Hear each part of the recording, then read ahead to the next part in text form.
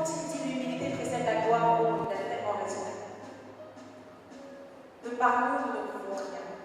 Il y a à peu près 10, 11 ans, il y a tellement de gens qui avaient des choses à dire négatives sur moi. Vraiment, ça continue.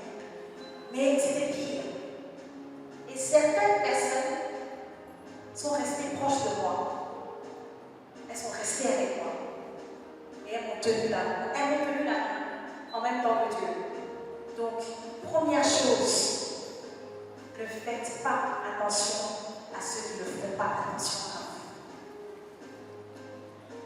vous. Ne perdez pas votre temps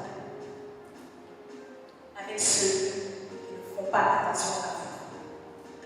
Parce que quand Dieu vous le montre, ça veut dire que ces gens-là ne font pas partie de votre vie. Quand on dit entourez-vous de positivité et de personnes positives, oui, c'est vrai. Quand on dit rêver grand, oui, c'est vrai.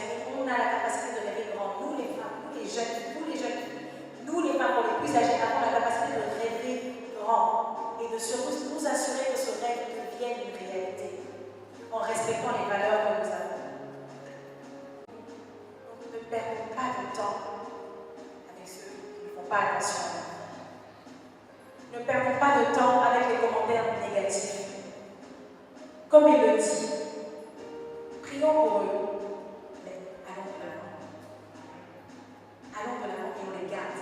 Quand on prie, parfois on a tendance à dire oh, je prie pour que le malheur à cette personne, elle a fait ceci. Non, non. On renvoie juste au pied de la croix. Lui, on va s'en occuper. Mais allons de l'avant. Apprenez à découvrir votre talent. Et n'en ayez pas honte. N'ayez pas honte de qui vous êtes. N'ayez surtout pas honte d'où vous venez. Qui sont vos parents? D'où est-ce que vous savez?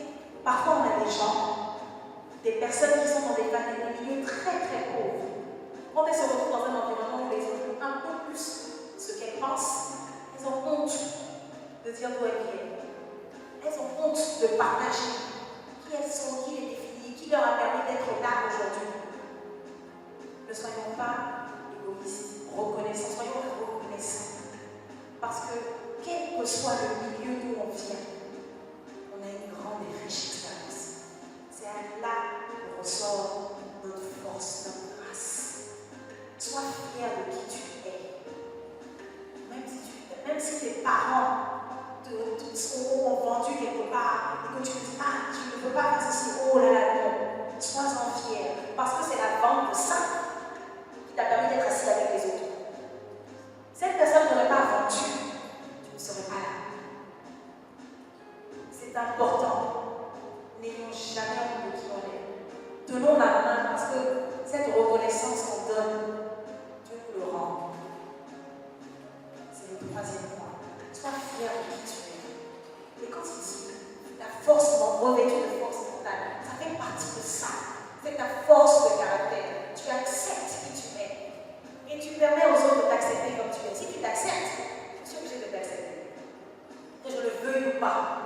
Parce que ce que je dirai, ce que je ferai, n'aura aucun impact sur toi. Parce que tu t'acceptes. Accepte tes fautes. Accepte tes faiblesses. Accepte tes forces. Et ne regrette pas. Parce que chaque chose que Dieu nous fait vivre, c'est pourquoi on en tire une expérience, une leçon de vie pour grandir, pour devenir cette femme gracieuse qu'on doit devenir. C'est important. Ne restons pas dans l'état de léthargie. La mentalité, l'état d'esprit, c'est vraiment ce qui me vient aujourd'hui depuis quelques jours. L'état d'esprit qu'on doit avoir, c'est un état d'esprit gagnant. Parce que déjà, on est là. Déjà, Dieu agit dans nos vies. On est gagnant. Tu t'es levé le matin. Qui a soin à la mort?